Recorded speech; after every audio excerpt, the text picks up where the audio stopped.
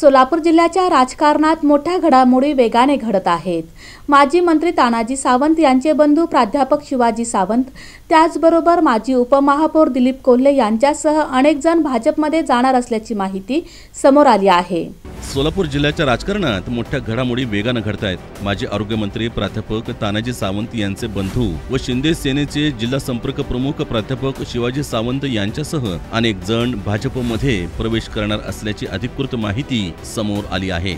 सोलापूरचे माजी उपमहापौर दिलीप कोल्हे, शिंदे सेना युवा नेते समर्थ मोठे, उपजिल्हा प्रमुख हरिभाऊ चौगुले यांच्यासह सावंतांचे कट्टर समर्थक भाजपमध्ये जाण्यास सज्ज झाले आहेत। या सर्वांचा निर्णय पत्रकार परिषदेत जाहीर करताना उपमहापौर दिलीप कोल्हे यांनी पक्षात होत असलेल्या दुर्लक्षाचा खुलासा केला।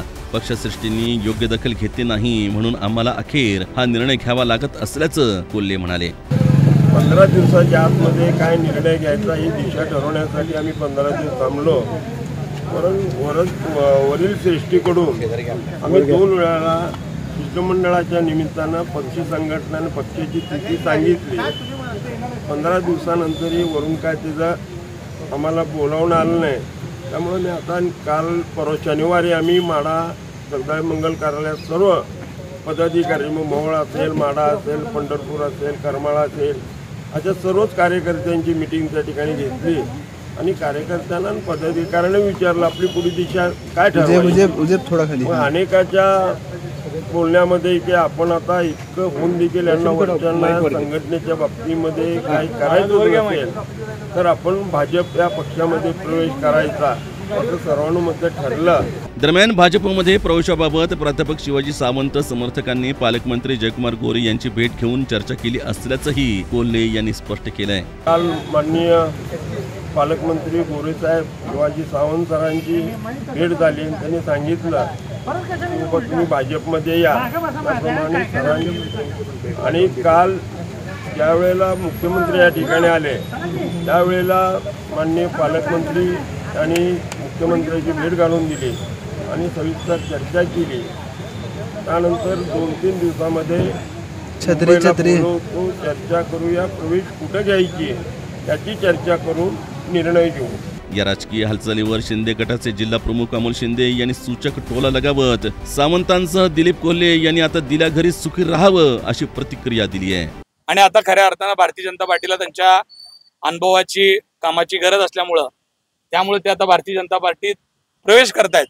मला वाटतं भाऊंचा आता 3रा कितवा पक्ष प्रवेश आहे माहित नाही, 4था पक्ष प्रवेश आहे आणि आता भारतीय जनता पार्टीत ते प्रवेश करून भारतीय जनता पार्टी वाढवण्याचं काम करतील।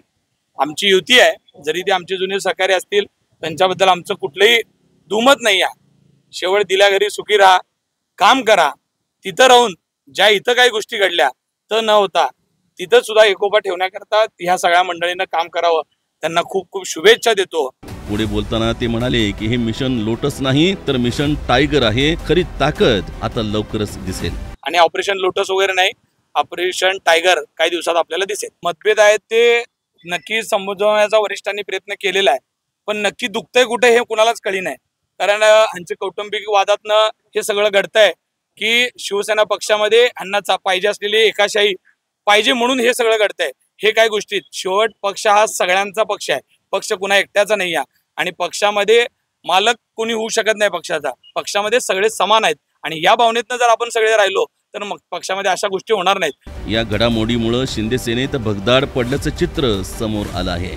स्थानिक स्वराज्य संस्थांच्या आगामी निवडणुकीत भाजपला या प्रवेशाचा थेट फायदा होणार असल्याच्या चर्चेला आता राजकीय वर्तुळात जोर चढला आहे। सोलापूर जिल्ह्यात भाजपच्या अच्छे दिनची चाहूल लागली असल्याची चर्चा रंगू लागली आहे।